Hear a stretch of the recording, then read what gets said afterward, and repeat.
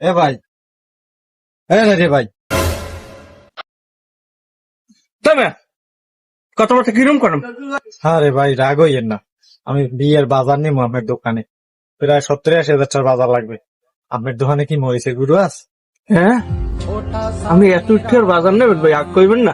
আমরা কি রাগ হইতাম ফেলে? হয় আছে, মরিচের গুঁড়ো আছে। আরে ভাই, মরিচের গুঁড়ো কি আসল না নকল?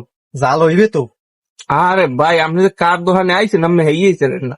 আমি তো অরিজিনাল মাল ছাড়া বেশি নিয়ে মরিচের গুঁড়া আসলের পরও আসল। আপনার কথায় আমি বিশ্বাস করতে পারলাম না ভাই।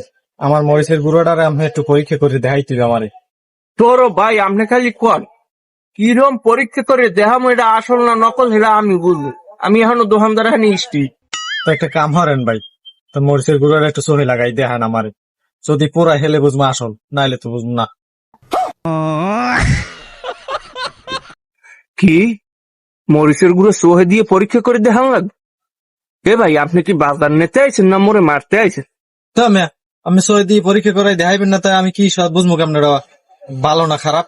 তো আপনার দাদি আমি সদাই নিবো না, আইসি পরীক্ষা করে দেখাইতে পারবো না, হার দাদি সদাই নেবে। হালার ভালাই আইছে এখন মোরে মারতে। কামে হনরে ধরে মরিচের গুঁড়ি আর